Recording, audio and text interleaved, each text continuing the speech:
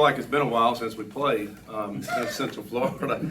But obviously it was a great win for us. I said this after the game. Proud of our guys, the way they bounced back. A lot of bad things in that first game, but they didn't let it affect them the second one. We learned from it. We came back, had a great week of practice, went down there.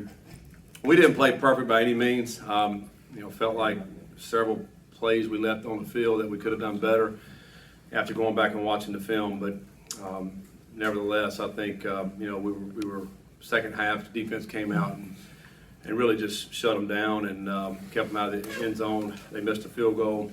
We hit a couple field goals to win it. But again, great win for us. And now we got Florida State coming in. We're excited about this opportunity. We know they've done great in the first two games.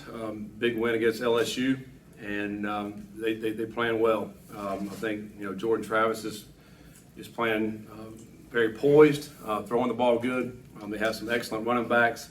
Offensive line seems to be better this year, a year older. I think better there, and they got some transfer wide receivers, big wide receivers. I think one of them 6'7", 230.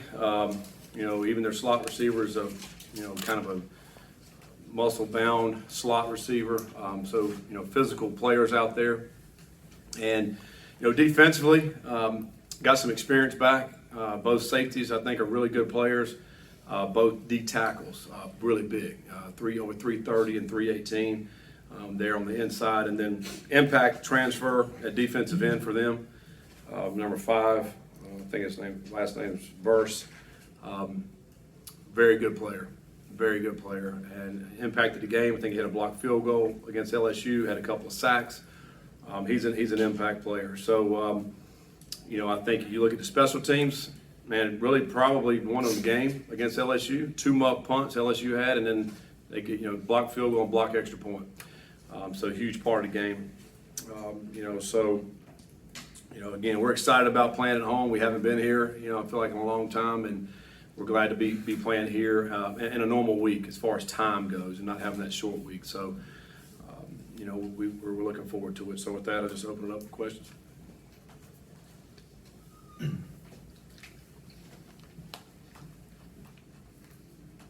Scott, Friday night games have always been kind of a cool thing around here. Do you like those kind of games? And you've had a couple in this stadium. It does seem to get a little crazy on Friday nights. Yeah, I like the excitement and the energy you feel, from that. If I had to pick, I'd pick Saturday night, but I think there is something special about it. The fact that usually when you're playing on Friday night, there's not many college games that are on throughout the country. You're usually on national television.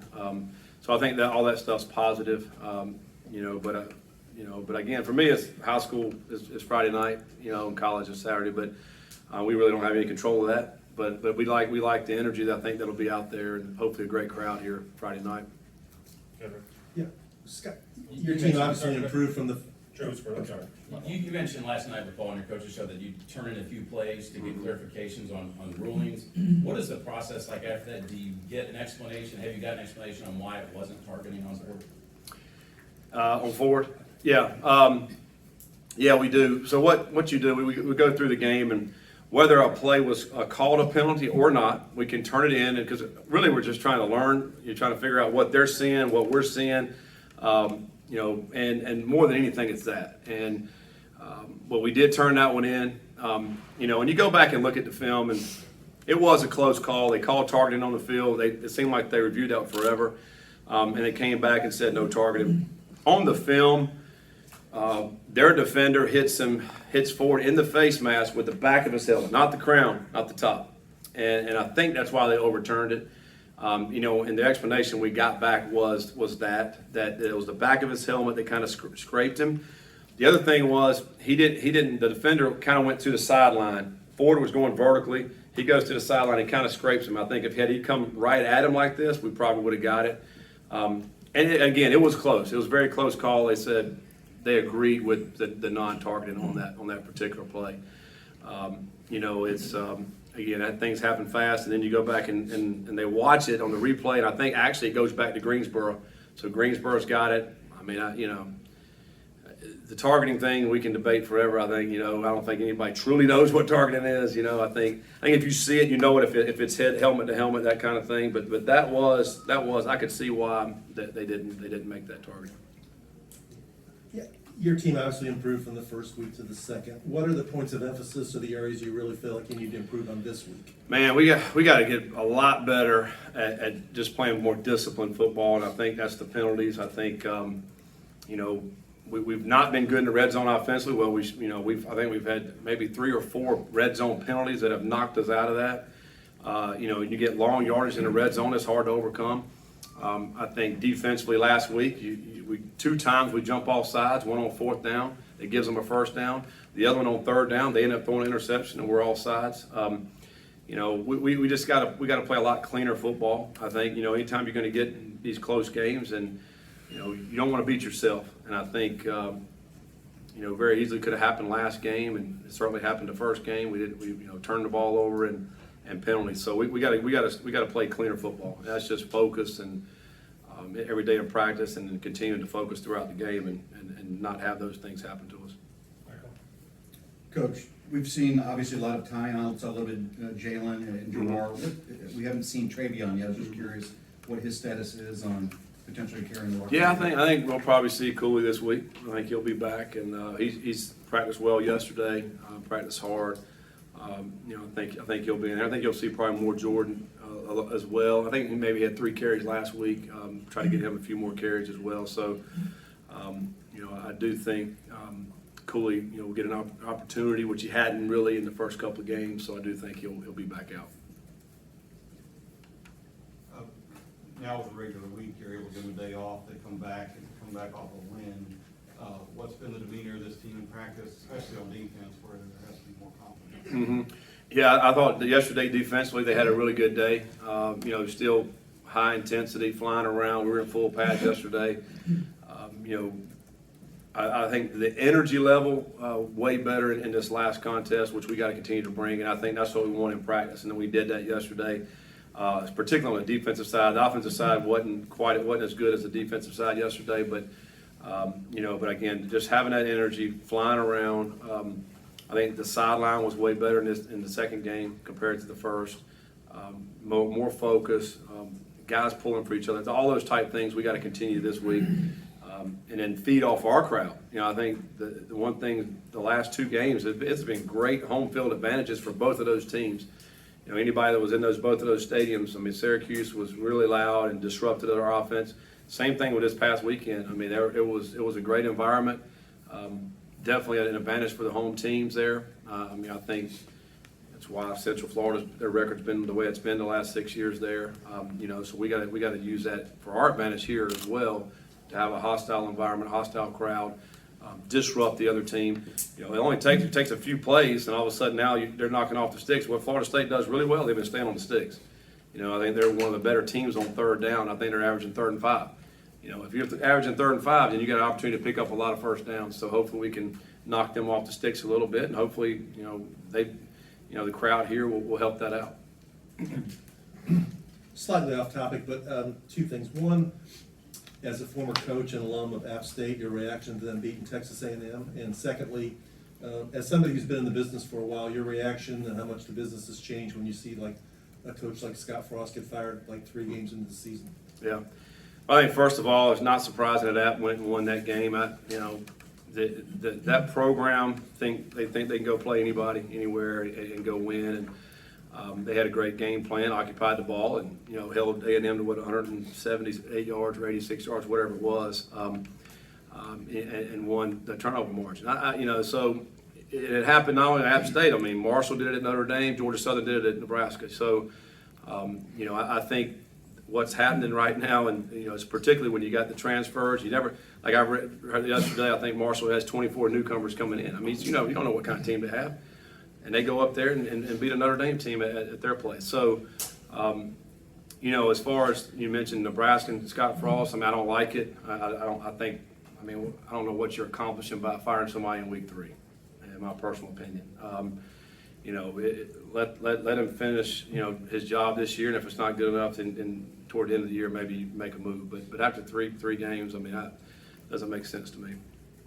Scott, in the offseason, you talked about the defensive backs and secondary help. The other night, Brownlee and Riley were in the middle of it, seemed like everything. Can you just speak to what they have brought to this team, especially those two? You know, it's neat. We're watching Florida State, and Brownlee was playing against us last year, very aggressive, and I don't know how many tackles he had against us last year, but quite a few. And but he did it the other night. Some great plays, particularly in the boundary. They were trying to attack in the boundary there. They hit one pass on him, but other than that, I thought he did excellent. And gets an interception, and he's got a club on his hand, and he still gets an interception in the game, which is tremendous. And Quincy made some great plays as well.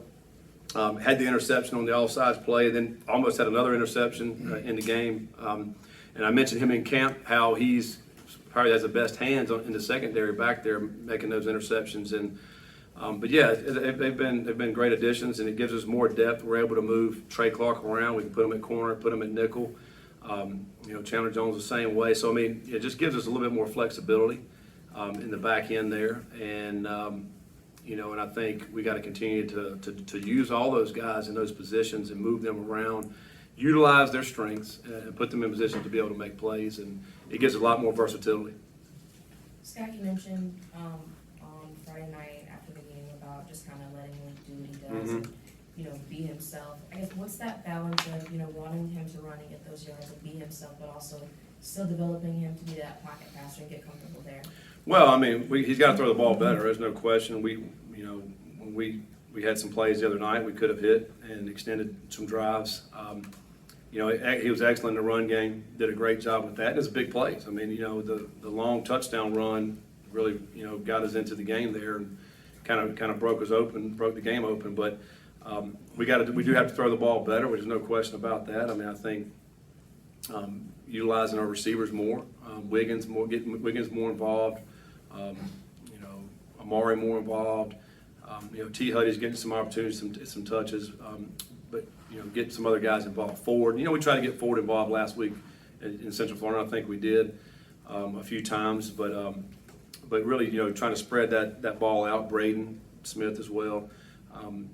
So there is opportunities out there. We got to take advantage of them, and Malik's got to continue to work and get it, and hopefully it'll happen this week. We'll be able to open it up and get the pass game going. Scott, back to App State for a minute. How do you think they've been able to sustain that kind of success through different divisions? I mean, you've been a part of that, and how do you sell the program to an outsider to look at what they've accomplished? Yeah, I mean, it's a very unique place, and unless you've been there, you really don't understand it. It's an isolated school. You can't get there unless you're going there. You just don't ride by this school. It's a small town, 25,000 people that live there, and we got 20,000 students that come there. So I mean, it's half the town is students. So I think in the recruiting process, when you go to App, you either love it or hate it, and they find out early if they want to go there. And so when they go there, you're going to do two things. You're going to get your education, you're going to play ball. There's nothing else really to do. And so the people that are there, it's about playing ball. And that's why when you put the ball down, they're ready to play. I mean, really, there's no distractions. And I think that's a huge thing that people don't really fully realize that. And the kids there, they play with a chip on their shoulder every day, because a lot of those kids were not recruited by the Texas A&Ms and the Michigans and the big schools, and they have something to prove every time they go out on the field. And I think that's why they've always had success there. Last three, Dominic, Mel, and Jody. Coach, I'm curious, which one is more difficult for you, to get guys to continue to play well or to correct mistakes? Mm-hmm. Well, I think probably just get them to play at a high level all the time. I think because when you are having success and you're doing good, sometimes it's easy to relax and think it's just going to happen again, but it doesn't work that way. I mean, so you have to bring it every day. You have to stay focused every single time you're out there on the field, and it's because it's not just going to happen. And I think that's why we see the parity we see in college football on game day, because sometimes these guys that are 18 to 22 don't show up. Sometimes they think it's just going to happen. And then you see the upsets like we saw this past weekend, and you see a team that maybe one week will come out and look great, the next week they're a little bit flat, they don't look as good. because it's hard to maintain that level of consistency every single day. So I think that's probably the hardest thing. Scott, one of the things that you have talked about, just the start to the season, playing Friday game, just you say that tough stretch. I guess on the same token, it's been almost 2 weeks since Florida State has played. But for you all, do you like the fact that you've been able to play this number of games, or do you think maybe more practice? Speaking of which, I guess the health of the team. Yeah, I think you'd like just to have a normal routine. You'd like just to have a 7-day turnaround before you play, and just keep that going. Sometimes I think bye weeks can hurt, a little bit. What it does help is injuries. It does help the fact that you can stay healthy. But what's tough is when you have a 6-day turnaround and back-to-back road games. That's hard. I mean, you still feel the effects of that. But I think just a normal routine is what you like. And as far as the health of our team, I think, we're pretty solid right now, the health of the team. We came out of that game pretty healthy. Mitchell right now is a question mark. He got a lower leg injury in the game. So that remains to be seen where he's at. He'd be a question mark. But other than that, I think we're pretty healthy. But we'll see how it goes. But again, a normal routine is good. This weekend we came back. We had, Saturday was our Sunday practice, and of course yesterday was a Monday, but it's Tuesday. I mean, we don't even know what day of the week it is, because we're playing these Friday games or whatever. But yeah, again, a normal week for us. But today is a Wednesday practice, and so then tomorrow's a no sweat Thursday, and then we're ready to go. Scott, you talked a little about their defense, but can you kind of speak to they're so big up front, and then in the first 2 games has made a ton of plays, and he's not the biggest guy, but he kind of plays off those other. He plays big. The 2 D tackles that we played against last year, and even the backups that come in are solid. They're I don't know, 330 something and 320. What they do is create a great push right there. It's hard for your interior linemen to get off on the backers, and then their backers can run. 15 and can't remember the other number of the linebacker, maybe 7. They can run. 4, number 4. 15 and 4, and so they'll allow those linebackers to run free and go make those plays on those running backs, and that's where they're very effective. And what 5 has been able to do is cause havocs off the edge. He took LSU's tackle back in the backfield the very first play of the game. I mean, just straight back in the backfield, and then I think he had a couple of sacks other than that, and then the block kick. I mean, he just plays with a lot of effort, and he has a lot of talent. It's a great pickup from Albany, where he came from, and he's an impact player, similar to what they had last year when they had the number 11 that came in from Georgia that ended up being ACC defensive player of the year. This guy is very good. He's a very good player. All right, thanks guys.